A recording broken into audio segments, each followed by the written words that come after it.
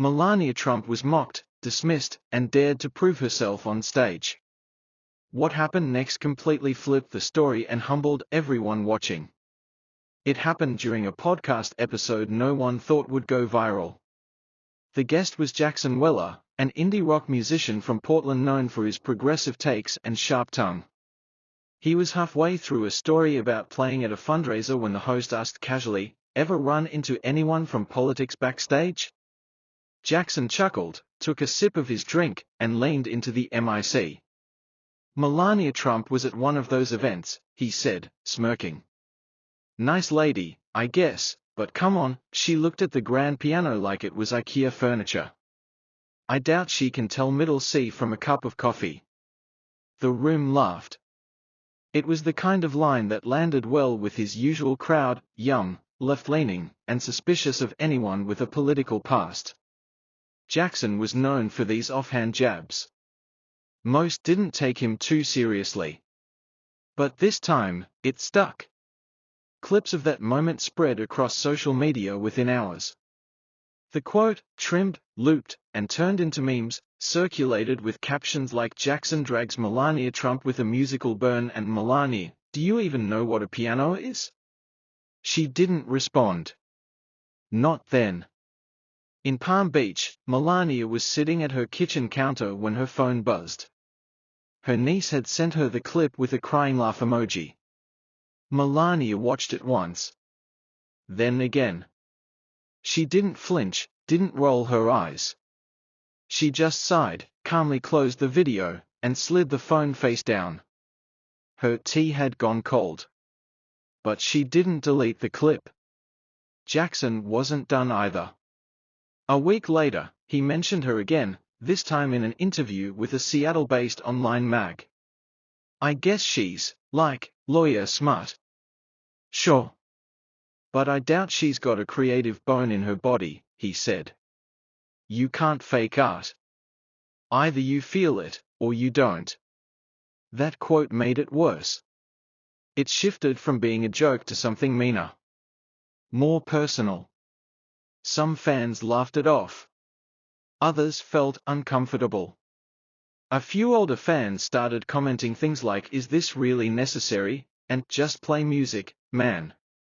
But Jackson didn't notice. Or didn't care. He was touring in Florida next month anyway. He figured the noise would die down. What he didn't know was that Melania had received a last-minute invite to a high-profile charity event in Sarasota, a music and arts fundraiser for kids. The very same event Jackson had committed to performing at. The lineup was mixed: local politicians, celebrities, philanthropists, and artists. Melania wasn't planning on speaking or taking the stage at all. She was attending as a quiet donor, someone who preferred to stay in the background and support from the sidelines. She hadn't played publicly in over 15 years. But something was shifting now. Later that week, she walked into the music room of her Palm Beach home. She pulled off the sheet covering the grand piano and ran her fingers over the keys. It was out of tune. Stiff from time. She smiled to herself. Then, she pulled out her phone. "Hey, Dan," she said, calling her old piano instructor from her days in Slovenia. "Still tuning pianos?" Meanwhile, Jackson kept doing press. During a radio appearance in Clearwater, he joked again about Melania. "Maybe she'll bring her sheet music," he laughed. "Who knows? Maybe she'll surprise us with chopsticks." He didn't know she'd been practicing nearly every day. He didn't know she'd already picked the piece. He didn't know she had no intention of talking, just playing. But the night of the event was getting closer. And not everyone would be laughing. The public image versus the private passion. Melania's public image had always been tightly controlled: elegant dresses, carefully worded speeches, camera-ready smiles. For years, that's all most people knew of her. First lady. Model. Philanthropist. A woman who kept things measured, deliberate, focused. But behind that curtain was something rarely seen, a different rhythm entirely. Before politics. Before modeling. Before the headlines. There was music. Melania grew up in Sevnica, Slovenia. Her mother was a designer. Her father managed a car dealership. But on Thursday afternoons, young Melania would walk a few blocks from school to Madame Surova's house, where an aging Petrov upright piano sat in the corner. She was 8 when she first touched the keys. 10 when she fell in love with Chopin. Madame Surova was strict. She tapped the piano bench with a ruler every time Melania's fingers stiffened or her posture weakened. "Feel the space," she used to say. "Don't just press notes, tell the truth." By 15, Melania was playing sonatas from memory. At 16, she won second place in a Ljubljana youth music competition, narrowly missing first after freezing mid-measure during a Debussy piece. That loss stung. She never forgot the silence in the room when she stood up and walked off stage without finishing. She didn't cry. She just folded the program into a neat square and kept it in her wallet for years. Life had other plans. Modeling came next. Then New York. Then politics. Music, while still inside her, got quieter. She told herself she'd come back to it later. When things calmed down. They never did. Years passed. The piano stayed in her home, gathering dust beneath framed photographs and books. People stopped asking about her hobbies. Most assumed she didn't have any. A note never forgotten. Only one person had ever brought it up again, Grant Halberg, an old family friend. One evening over dinner, Grant noticed a sheet music book tucked away on a shelf. "You play?" he asked. Melania hesitated. "Used to." "What piece?" She hesitated again. "Nocturne in C-sharp minor." He blinked. "Seriously? That's not beginner stuff." She just nodded. Then went back to sipping her wine. A few weeks later, on her birthday, Grant left a small envelope on her desk. Inside was a single music page, just the opening bars of that nocturne. Along with a yellow sticky note. "Don't wait forever," it read. He died 5 months later. Brain aneurysm. No warning. She never threw away the note. The stage was set. By the time the Sarasota charity event arrived, Melania had practiced every night for nearly 4 weeks. Her hands had been stiff at first, but muscle memory returned faster than expected. She kept the sessions private. Lights low. No recordings. Just her, the keys, and a promise she didn't realize she had made to herself years ago. The piece she picked wasn't random. It was the same one she never finished playing on stage as a teenager. Debussy's Clair de Lune. As the event approached, Melania's name started appearing on the guest list. But listed only as a donor. No public statement. No hint of anything unusual. Jackson Weller didn't notice. Or if he did, he didn't connect the dots. He had a set list ready. Some friends flying in. He figured it would be a fun, easy night. What he didn't realize was the stage wouldn't belong to him forever. And when it didn't, things would start to shift, in a way no one saw coming. Like furniture waiting to be acknowledged. The theme was Art for the Next Generation, a fundraiser for local school music programs. Melania Trump arrived just after 7:15 p.m., wearing a black satin dress and simple heels. She didn't bring a +1. She didn't alert the press. She hadn't been on a stage in years. She didn't plan to be on one tonight, either, unless the moment called for it. Across the room, Jackson Weller was already in performance mode. He wore a brown suede jacket and an open collared shirt, his guitar case leaned against a nearby table. he was deep in conversation with two local journalists and a fellow musician from Miami who'd opened for him earlier that year. He didn't notice Melania at first. She stayed near the edge of the room, sipping seltzer, exchanging polite conversation with a few attendees she knew from her years in the public eye. No one said anything about pianos. She didn't bring it up, either. Then, somewhere between the third passing tray of mini crab cakes and the opening remarks, Jackson spotted her. He didn't hesitate. He approached her like a man about to score easy points at a press dinner. His voice was loud enough for people nearby to hear. "Well, well," he said, lifting his glass. "The legend herself." Melania turned slowly, her expression unreadable. "Jackson," she said with a polite nod. He grinned. "Glad you made it. Didn't know art fundraisers were your thing." "They are," she replied. "Especially when children benefit." He raised an eyebrow. "Right. Music education and all that. Say, any closer to telling the difference between a Steinway and a side table?" A few people laughed, nervously. Melania just looked at him. "Do you always talk like this at charity events?" she asked. He shrugged. "Just keeping it light. Besides, you've got a sense of humor, right?" She paused. "Sometimes." That could have been the end of it.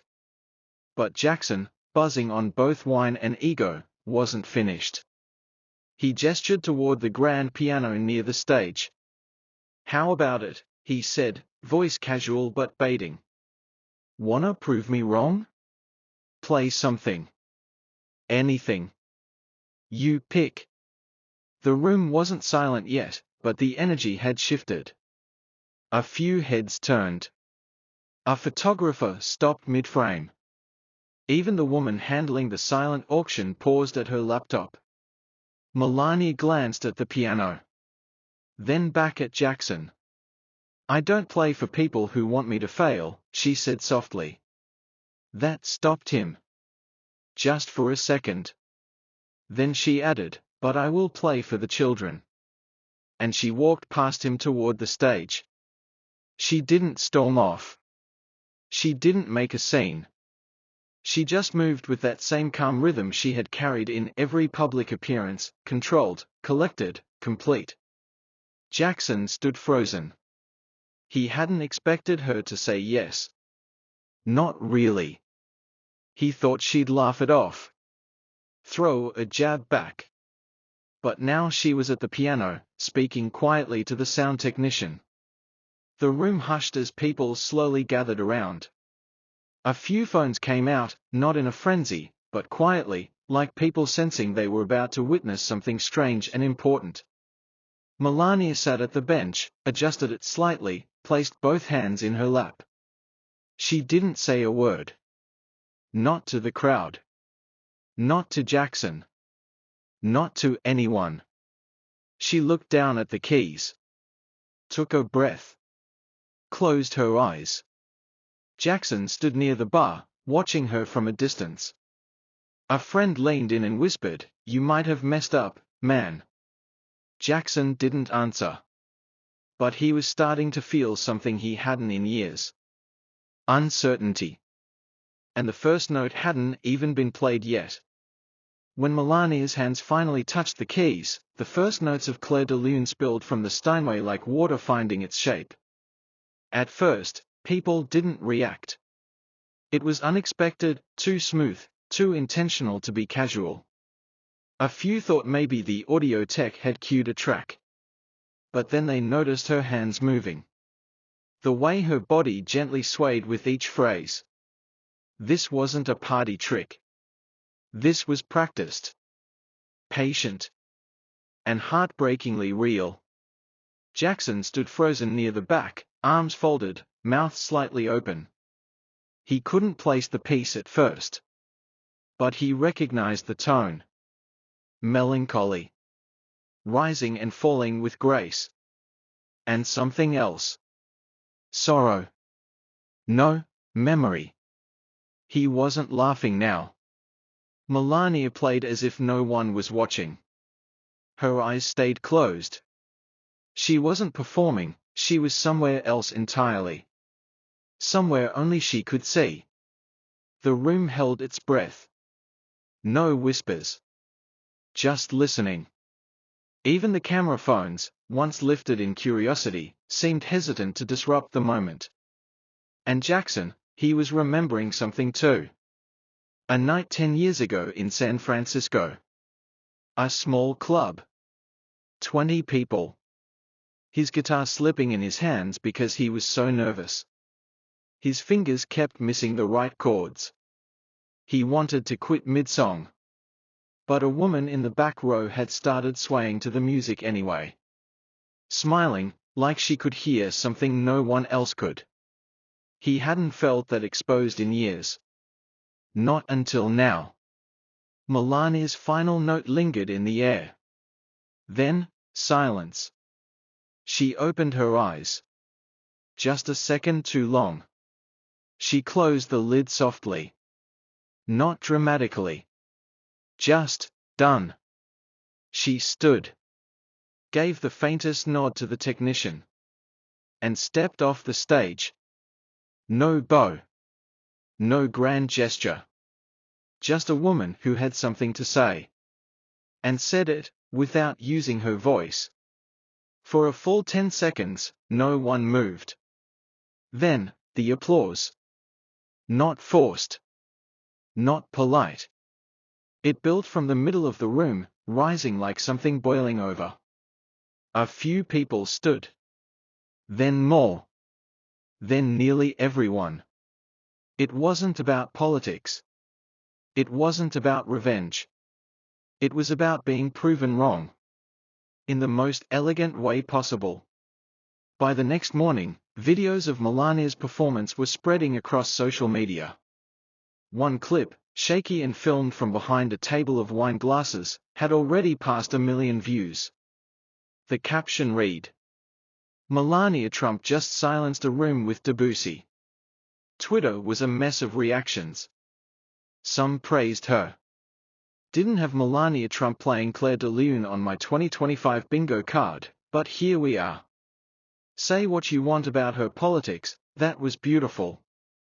Pure, raw talent. Others were suspicious. No way she just pulled that out of nowhere. PR stunt. What's next, DeSantis breakdancing? But the skeptics were drowned out by something deeper. Curiosity. Fascination. So, before you write someone off, before you judge too quickly, pause. Listen. You never know when someone might sit down at the piano and change the entire temperature of the room. If this story resonated with you, drop a comment below, hit that like button, and share this with someone who needs to hear it. And remember, real moments like these? They deserve to be remembered. _